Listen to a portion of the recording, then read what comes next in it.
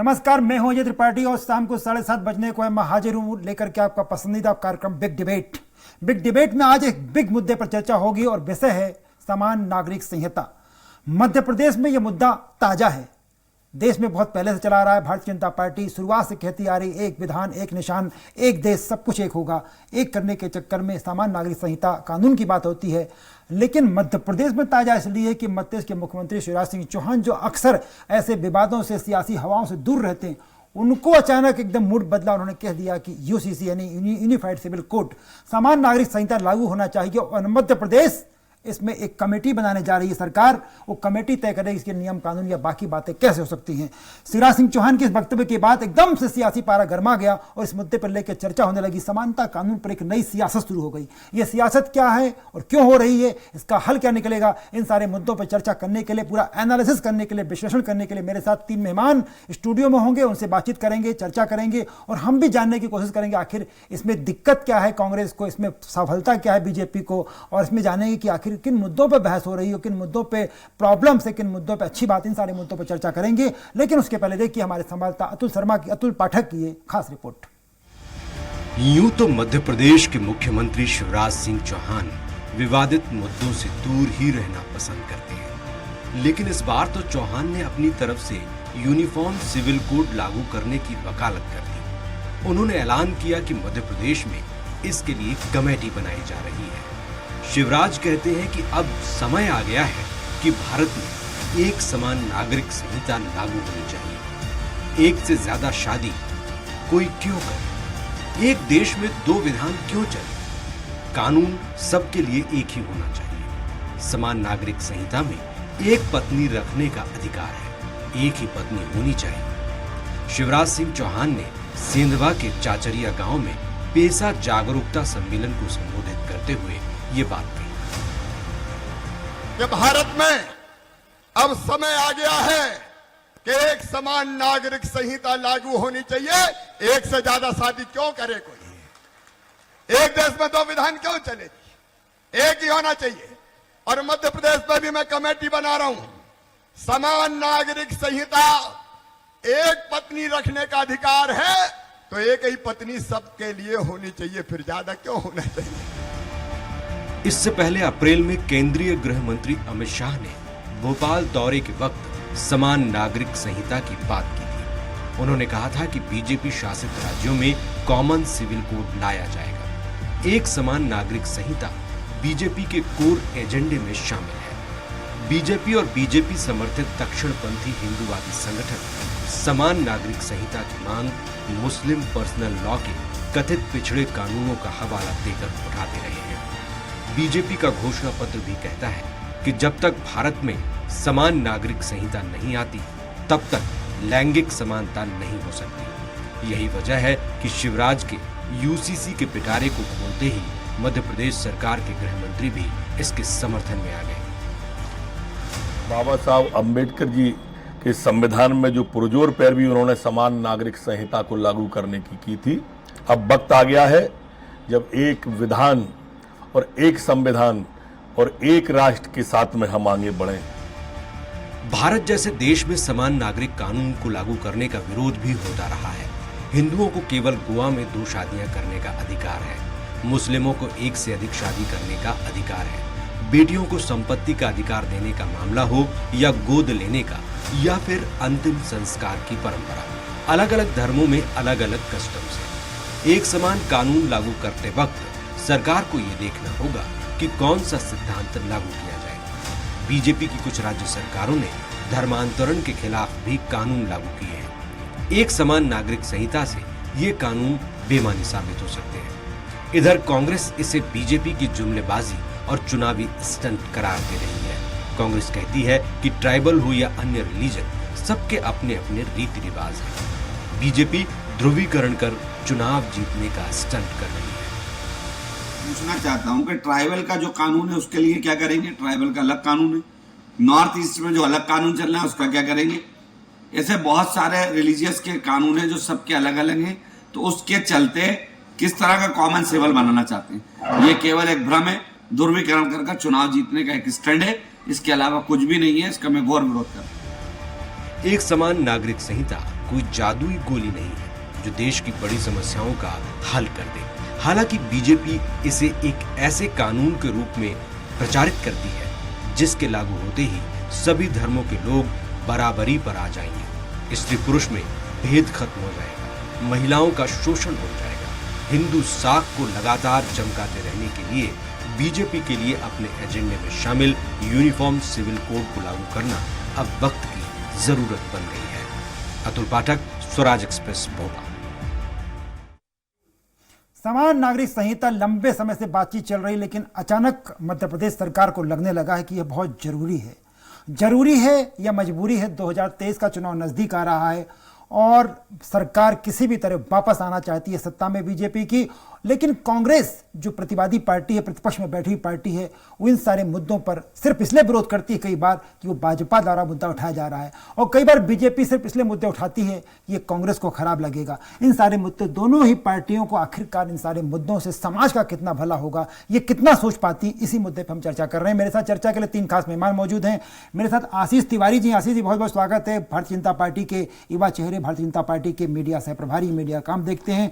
और मेरे साथ अभिनव बरोलिया जी हैं, जो कांग्रेस के वो नेता जो कांग्रेस की वर्तमान जरूरत, यानी जो डिजिटल की जरूरत है, डिजिटल मीडिया की जरूरत है, तमाम उसकी बात करते हैं, आईटी की जरूरत है, उसकी पूरी संजीदगी के साथ काम करते हैं और उसी अंदाज में बात भी करते हैं। और आज निश्चित रूप से एक चेहरा आप पहचानते होंगे, मत्तेज का जाना पहचाना चेहरा, टीवी स्क्रीन पर अक्सर दिखाई देने वाले हमारे मित्र आशीष दुबे जी, जो बिना किसी पार्टी की तरफ, बिना किसी व्यक्ति की तरफ गए विश्लेषण करते हैं पूरे सलीके से। तीनों मेहमानों को बहुत बहुत स्वागत है। सबसे पहले आशीष जी, मैं आपके पास आ रहा हूं। अचानक मध्य प्रदेश में शिवराज सिंह चौहान जी अक्सर जो विवादों से दूर रहते हैं, वो जानते हैं कि यूनिफाइड सिविल कोड की जब बात होगी तो हंगामा खड़ा होगा, इसलिए वो बोलते नहीं थे। लेकिन अब अचानक क्या हो गया, एकदम से जरूरत पड़ गई कमेटी बनाने की। आशीष जी, देखिए, भारतीय जनता पार्टी की जो सरकार है वह आज से नहीं, बहुत पहले से ही इस विषय को लेकर तैयारियों में लगी हुई है जी। और मैं इसको माननीय शिवराज जी की घोषणा के पहले भी मैं इस बात को ध्यान दिलाना चाहता हूं कि 1989 के लोकसभा चुनाव में पहली बार बीजेपी ने अपने घोषणा पत्र में भी समान नागरिक संहिता को शामिल किया था और हम इस विषय की वकालत बहुत लंबे समय से करते आए हैं। हम तो जब जम्मू और कश्मीर का मुद्दा था तब हमारे श्यामा प्रसाद मुखर्जी उस विषय को लेकर करते थे कि एक के देश में 2 विधान नहीं होना चाहिए। तो इसी बात को लेकर भारतीय जनता पार्टी की विचारधारा ही है कि इस देश में एक समान नागरिक संहिता लागू होना चाहिए। और मैं तो ये भी कहूंगा कांग्रेस से कि इस पे अपनी नीति स्पष्ट करें और इस विषय को लेकर गंभीरता के साथ देश के सामने आना चाहिए। आशीष जी, मैं तवारीखों की बात नहीं कर रहा, मैं तारीखों की बात कर रहा हूँ। ये तो हमको भी पता है कि 1984, 1989 और उसके पहले 1980 में जब आपकी पार्टी बनी थी और विधान बना था तब भी ये बात कही थी श्यामा प्रसाद जी। उसके पहले तमाम बातें, मैं तवारीखों में क्यों जा रहे हैं, मैं तारीख की बात कर रहा हूँ कि आज अचानक आपको क्या हो गया कि आपको समान नागरिक संहिता याद आ गई आपके मुख्यमंत्री जी को। मैं ये पूछ रहा हूँ सर। देखिए जी, भारतीय जनता पार्टी ने अब तक जो भी कहा है वो किया है, चाहे वो राम मंदिर का मुद्दा रहा हो और चाहे इस देश के अंदर विभिन्न राजनीतिक परिस्थितियों में जो हमारे विकास के मुद्दे रहे हो। तो मैं ये कहूंगा कि भारतीय जनता पार्टी जो कहती है वो करती है और भारतीय जनता पार्टी ने इस विषय को लेकर बहुत गंभीरता के साथ में पूरे देश में काम कर रही है। तो निश्चित तौर पे आने वाले सर, मैं भोपाल में खड़ा हूँ, आप फिर मुझे देश में ले जा रहे हैं। सर, मैं मध्य प्रदेश की राजधानी भोपाल से आगे नहीं बढ़ना चाहता इस डिबेट में और आप मुझे देश में ले जा रहे हैं, इसलिए आपको तो मैं रोकूंगा और अभिनव जी के पास आऊंगा। अभिनव जी, आप बड़ा साफ सुन रहे हैं, उनका मुद्दा यह है कि अचानक जरूरत क्यों पड़ गई। दूसरा जो आशीष जी सवाल उठा रहे हैं कि आप लोगों को दर्द क्यों होता अगर वो कोई बात इस तरह की करते हैं तो। देखिए त्रिपाठी जी, पिछले 8 साल से जी देश में सरकार है और 18 साल से मध्य प्रदेश में सरकार है जी। एक असफल और निष्क्रिय सरकार के रूप में इनने अपना प्रदर्शन किया है जी। जनहित के मुद्दों से, चाहे सड़कें हो, चाहे महंगाई हो, चाहे बेरोजगारी हो, इन मुद्दों से ध्यान भटकाने के लिए नित्य नए नए हथकंडे अपनाते हैं और नित्य नए नए बातें करते हैं। तो उसी की श्रेणी में ये सामान जो अभी ये जो कॉमन सिविल कोड की बात कर रहे हैं, आप देखेंगे ये 2018 में जिस तरीके से जयराम रमेश जी ने संसद में भी ये मुद्दा उठाया था कि 2018 में लॉ कमीशन की जो वाईएस चौहान जज थे उन्होंने रिपोर्ट पेश करी, 250 पेज की वो रिपोर्ट थी। उस रिपोर्ट में उसकी बात को उठाया भी और उस बात को इसी मोदी सरकार ने दबा दिया। मतलब उस टाइम पे नहीं उठाया इन लोगों ने, उसको खत्म कर दिया। उसमें यह लिखा गया, बताया गया था कि कॉमन सिविल कोड की अभी जरूरत नहीं है देश में, तो इन लोगों ने उसको ठंडे बस्ते में डाल दिया था। जब जब चुनाव आते हैं, कोई भी चुनाव आए, अभी गुजरात हिमाचल के चुनाव आए हैं, चाहे मध्य प्रदेश के आ रहे हैं, तो ये चुनाव जब आते हैं तब ये एकदम से पोलराइजेशन करने के लिए आप किसी के हक को क्यों, मतलब ये किसी को दिखाना नहीं चाहते, ये सिर्फ मुसलमान को सामने खड़ा करते हैं और बताते हैं कि हम इस तरीके से। मैंने रामेश्वर शर्मा जी का भी बयान सुना कि 4 बीवियां 24 बच्चे कौन पैदा कर सकता है, मुझे तो नहीं लगता कि कोई कर सकता है, लेकिन ये मुद्दे उठाते हैं पोलराइजेशन करने के लिए। और अभी भी इनने ये मुद्दा सिर्फ पोलराइजेशन करने के लिए उठाया है। आप क्या कर रहे हैं? आदिवासियों के लिए क्या किया आपने? आदिवासी समाज की आड़ ले रहे हैं, एससी और ओबीसी की आड़ ले रहे हैं, उनको ये बताते हैं कि हम आपको बचाने के लिए सारी चीज कर रहे हैं। आप कहां, आपने क्या कर दिया आज तक उनके नाम पे? कुछ भी नहीं किया। आदिवासी समाज में जो उनके हक होते हैं, उनकी जो सोच होती है, उसको तो कभी ये। अभिनव जी, मेरे सवाल का दूसरा भाग आप छोड़ रहे हो। आप मैंने दूसरा सवाल का दूसरा पार्ट ये भी था कि आखिर वो सब ये करते तो आपके पेट में दर्द, तो उस समय क्यों दर्द होने लगता है आप लोगों को? हमारे पेट में कोई दर्द नहीं हो रहा है जी। हम तो एक बात बोल रहे हैं। अगर हमसे सवाल पूछा जाएगा कि शिवराज सिंह चौहान जी ये कॉमन सिविल कोड ला रहे हैं, आप क्या कहेंगे इसमें? तो ये अभी क्यों जागे अभी जी? इतने सालों से सरकार है आपकी साहब, 18 साल से। आप खुद कह रहे हैं 89 में लेके आए थे, अरे 8 साल से आपकी सरकार है, ले आते ना, आप क्यों नहीं ला रहे? लाइए ना, लाइए कॉमन सिविल कोड। ऐसा क्या हो गया? बस दिखाने के लिए हो हल्ला करना है, पोलराइजेशन दिखाना है कि हम इनके हितैषी हैं। आप किसी के हितैषी नहीं है, ये साफ साफ बात है। ये आज सड़कें खुद ही पड़ी हुई है, उन पे बात नहीं करते। युवा रोजगार के लिए परेशान हो रहा है, उसकी बात नहीं करते। ये महंगाई चरम पर है, आपके घर में भी किस तरीके से राशन पानी आ रहा है, आम जनता के घर में कैसे आ रहा है, ये उस पर बात नहीं करते। ये बात करते हैं एक नए प्रोपेगेंडा की, जिससे ध्रुवीकरण हो, उसकी बात करते हैं। इससे ज्यादा कुछ नहीं है। आशीष दुबे जी के पास आ रहा हूं। आशीष जी, दोनों मेहमानों का आपने सुना, मेरे मन में अभी भी वो सवाल उठ रहा है बार बार, जो थोड़ा सा अभिनव जी उस तरफ गए थे, साइड से निकल गए, कि आखिरकार आज एकदम से क्यों, जो कि शिवराज सिंह चौहान को हम आप जानते हैं कि बड़ी सलीके से बात करते हैं और ऐसे मुद्दों पर हाथ नहीं डालता जो ज्वलंत हों, लेकिन अचानक उन्होंने कमेटी बनाने की घोषणा करके चौंका सा दिया। ये आखिरकार क्या हुआ होगा या ऐसा क्यों हो रहा है, आपसे समझना चाहते हैं हम लोग। देखिए, इसमें मोटे तौर पे समझ आता है कि जो ज्वलंत मुद्दा है जी, उससे ज्यादा ज्वलंत मुद्दा शिवराज सिंह के लिए इस वक्त चुनाव है और उनको वापस आना है, क्योंकि 2018 का कड़वा अनुभव उनके सामने है। तो इसलिए जो है वो इस तरह बहुत सारी नई चीजें बात कर रहे हैं। फिर उन्हें ये बात करने के पीछे का आधार ये भी कि उनके पहले उत्तर प्रदेश, गुजरात और उत्तराखंड में भी ये बात हुई है जहां भाजपा की सरकार है। लेकिन देखिए, समान नागरिक संहिता का जो मामला है, जो होना भी चाहिए, जैसे अपेक्षा भी की गई है और जो आदर्श परिस्थिति का निर्माण भी कर सकती है, लेकिन भारत में या हमारे देश में या प्रदेश में भी देख लिया जाए तो इतनी सारी विविधता है कि उसमें इसको लागू करने की जो परिस्थितियां हैं वो पूरी तरह से बन नहीं पाई। यदि हम देश में देखें तो 17-18 साल भाजपा की केंद्र में सरकार रही है, इस दौरान भी वो नहीं हो पाया। और अभी भी जो स्थितियां हैं राज्य में या और भी दीगर जगहों पर, तो ये तो अभी इसका मोटे तौर पे जो समझ में आता है, ये एक पॉलिटिकल एक मूव है जिसको करने की कोशिश की गई है। लेकिन अभी मेरे मन में एक बात भी आती है कि जिस मंच पे ये बात कही गई है वो आदिवासियों का मंच है। बिल्कुल, बिल्कुल, बिल्कुल। और आदिवासी अपनी संस्कृति में, सभ्यता में बहुत रचे बसे हैं। अगर हिंदू या मुस्लिम या पारसी या सिख इस पर बात की जाए, उस मंच पे या उस तरह को लक्ष्य करके बात की जाए, तो एक बात जो होती रही है और वो समझ भी आती है। लेकिन आदिवासी अपनी जिस संस्कृति में बिल्कुल रचे बसे हैं, क्या उनकी तरफ से इस तरह की मांग उठी है कभी?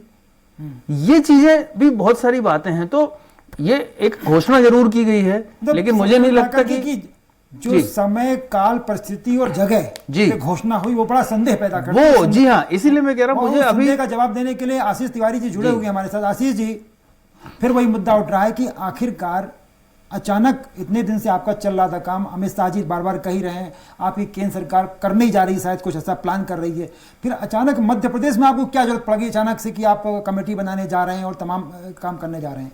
सवाल बड़ा गंभीर उठ रहा है आशीष जी। देखिए, निश्चित तौर पर इस उत्तर को देने के पहले आपको याद दिलाना चाहता हूँ जी कि कांग्रेस एक समय हमसे राम मंदिर को लेकर भी यही प्रश्न करती थी कि तारीख कब बताएंगे। जी। तो मैं आपको बता दूं, तारीख भी आएगी और समय भी आएगा, और शीघ्र अति शीघ्र इसके परिणाम भी सामने आएंगे। क्योंकि जब मध्य प्रदेश के संवेदनशील मुख्यमंत्री शिवराज सिंह चौहान ने यदि इस पे घोषणा की है, तो वो निश्चित तौर पे इसे परिणाम में परिवर्तित करेंगे और इसको लेकर तैयारी कर रहे हैं। और तैयारी हमारी पिछले काफी लंबे समय से चल रही है सब चीजों को लेके, और व्यवस्थित तरीके से जो कानूनी एक प्रक्रिया है, उस प्रक्रिया के अंतर्गत माननीय शिवराज जी ने आज घोषणा की है, तो उस प्रक्रिया के अंतर्गत हम और अच्छे से उसको काम करेंगे। नहीं पर सर, आपको जाना तो केंद्र के पास ही पड़ेगा फिर ना, उस कानून को लेकर आप कुछ करोगे भी तो। निश्चित तौर पे ये बात आपने सही कही है कि कानून तो केंद्र के माध्यम से ही केंद्र के पास ही जाना पड़ेगा। उसकी जो प्रक्रिया है प्रदेश के अंदर, उसको लेकर समिति गठित करना और कानूनी जो अड़चनें होती है उन अड़चनों को दूर करने के लिए क्या क्या चीजें की आवश्यकता है, उन सभी चीजों को व्यवस्थित करने का प्रयास मध्य प्रदेश करेगा। मैं बड़ा ईमानदाराना सवाल पूछना चाहता हूं कि आप लोगों को मध्य प्रदेश में ये कानून लाने की एकदम से जरूरत पड़ गई, तो क्या कोई डर सता रहा है या चिंता सता रही है, या वास्तव में कुछ आप किसी वर्ग का भला करना चाहते हो? बड़ा ईमानदारी से बताइएगा। देखिए, भारतीय जनता पार्टी को कांग्रेस से बिल्कुल भी डर नहीं है। कांग्रेस कहाँ सर? डर नहीं है।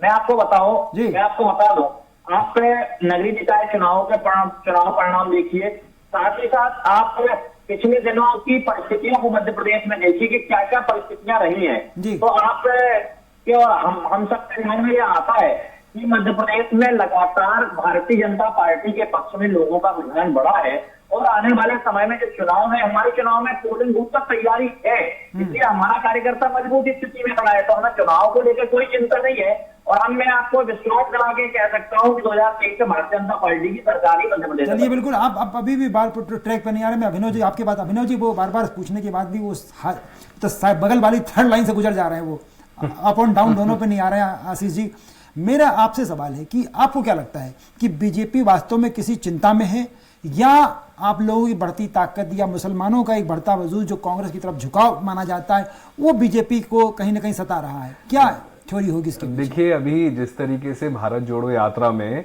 लगातार हुजूम आ रहा है, और उसमें आदिवासी समाज भी उस बेल्ट से ज्यादा निकली है, त्रिपाठी जी आपने देखा होगा, तो कहीं ना कहीं चलो ये लोग कहते हैं नहीं है, कोई नहीं है, लेकिन आए तो सही लोग, सोच तो रहे हैं, समझ तो रहे हैं।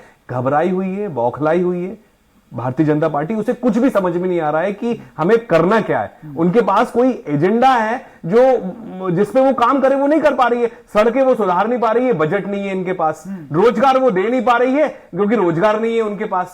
सरकारी नौकरियों के झूठे वादे कर रही है। उसके बाद सबसे ज्यादा रोजगार हमारी सरकार में ही मिल रहा है। देखो आशीष जी, मैं आप बोल रहे थे तो मैं बोल रहा था क्या? मैं बोल रहा था क्या? आशीष जी बोल रहा था क्या? मैं सुन लीजिए पहले, अभिनव जी बोलोगे तो फिर मैं बोलने नहीं दूंगा आशीष जी बीच में। अभिनव जी करते हो कि मैं बोलने नहीं देता हूँ किसी को।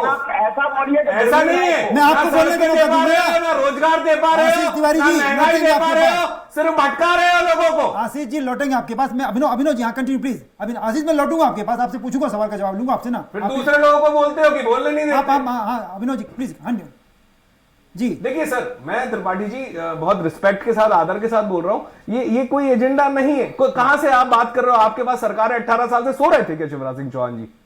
एकदम से उठे, एकदम से जागे और एकदम से कहने लगे मैं लेके आऊंगा कॉमन सिविल कोड। अरे तो ले आते ना भाई, अभी ले आओ। जब मैं लॉ कमीशन का बता रहा हूं, हवाला दे रहा हूं आपको कि जज वाईएस चौहान जी ने रिपोर्ट बना के दी। उस रिपोर्ट को संसद में भी पेश किया गया कि नहीं अभी जरूरत नहीं है, तो इन लोगों ने तब मना कर देते, उस रिपोर्ट को खारिज कर देते और ला देते कॉमन सिविल कोड। नहीं लाए, लेकिन सिर्फ हो हल्ला करना है, प्रोपोगंडा बनाना है, सिर्फ पोलराइजेशन करना है, क्योंकि मुद्दों पे काम करना नहीं है, मुद्दों पे बात हो नहीं रही है, मुद्दे हैं नहीं। आप मतलब इनके पास कुछ कहने के लिए नहीं है, करने के लिए नहीं है। मतलब कुछ तो सोचिए, कुछ तो समझिए, जनता की परेशानी को समझिए, जनता के मुद्दों पे चुनाव लड़िए, काम करिए। जनता काम चाहती है, जनता को सड़क चाहिए, जनता को रोजगार चाहिए, जनता को महंगाई कम चाहिए, ये मुद्दे हैं। देख लो सड़कें भोपाल की, शिवराज सिंह चौहान जी ने खुद बोला था। अब दिग्विजय सिंह पे चले जाना, दिग्विजय सिंह जी का क्या इतना ज्यादा बोलना पड़ेगा ना आपको, तो बताना। वो जनता देख रही है, जनता समझ भी रही है 20 साल पहले और 20 साल में क्या कर दिए ना, खुद देख लो अपनी आंखों से। मैं बिल्कुल, एक मिनट आशीष दुबे जी के पास आ रहा हूँ। आशीष जी, दोनों की बातें आपने सुनी, बड़ा सिंपल सी बात, वो जो कह रहे हैं कि नहीं हमारे पास तो हमको ये दिक्कत ही नहीं है। आशीष तिवारी जी बोल रहे हैं कि हम तो 2023 जीत के आ रहे हैं। अभिनव जी का कहना यह है कि भैया इनके पास कोई मुद्दा नहीं है और उन्होंने जो प्रॉमिस किए थे वो सब पूरे नहीं हुए, ना रोजगार है, ना नौकरियां हैं, ना सड़कें हैं, ना पानी है, कुछ भी नहीं है, मतलब पूरा मत्ते खराब पड़ा हुआ, ऐसा कह रहे हैं वो। तो आपको क्या लगता है कि क्या ये मुद्दों से भटकाने के लिए नई घोषणा हुई है या वास्तव में बीजेपी अपने एजेंडे पर धीमे धीमे आगे बढ़ रही है? देखिए, पहली बात तो ये है कि मध्य प्रदेश में बहुत सारी समस्याएं हैं, बहुत सारी दिक्कतें हैं जो वक्त के साथ बढ़ती घटती रहती हैं जी। तो वो दिक्कतें जो हैं कांग्रेस के पास जो है एक मुद्दे के तौर पे हैं और वो आम आदमी महसूस कर रहा है। सबसे बड़ी बात है सरकार का जो डिलीवरी सिस्टम है, घोषणाएं हैं लेकिन नीचे के स्तर पे जो है जिससे लोग परेशान है, जो फैक्ट है बिल्कुल।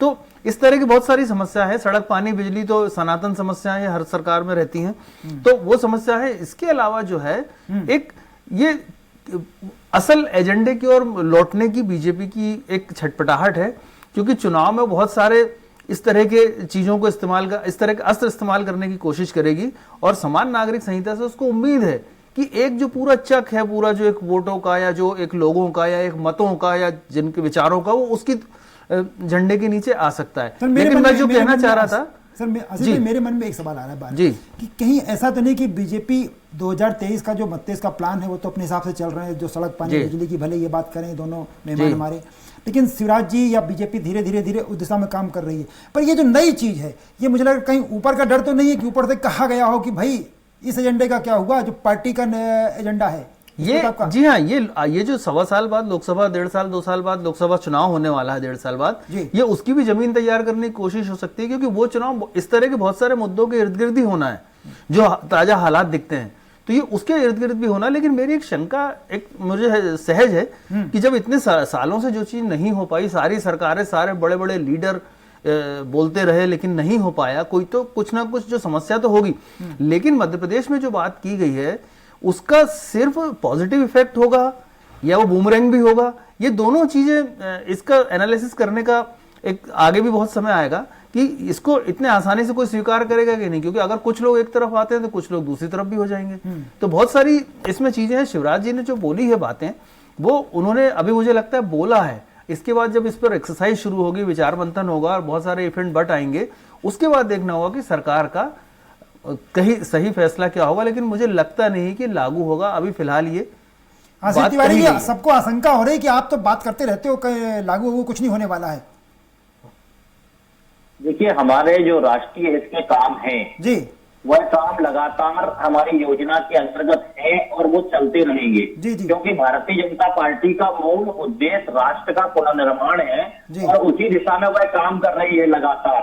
आप देखिए, जितने बड़े बड़े मुद्दे निपटाए गए माननीय मोदी जी के टाइम पे, माननीय शिवराज जी के टाइम पे प्रदेश के अंदर, तो आप ध्यान में आएगा। त्रिपाठी जी, एक छोटी सी बात कहूंगा, कोरोना का सर्टिफिकेट पे मोदी जी का फोटो लगना चाहिए और अगर कोई मर रहा है तो उसपे हमारी कोई गारंटी नहीं है। ये है ये सरकार। बोलूंगा तो आप शांत हो जाते हो। मैं बोलूँ, मुझे बोलने दीजिए ना, आप बोल रहे थे, मैं शांत हो गया था।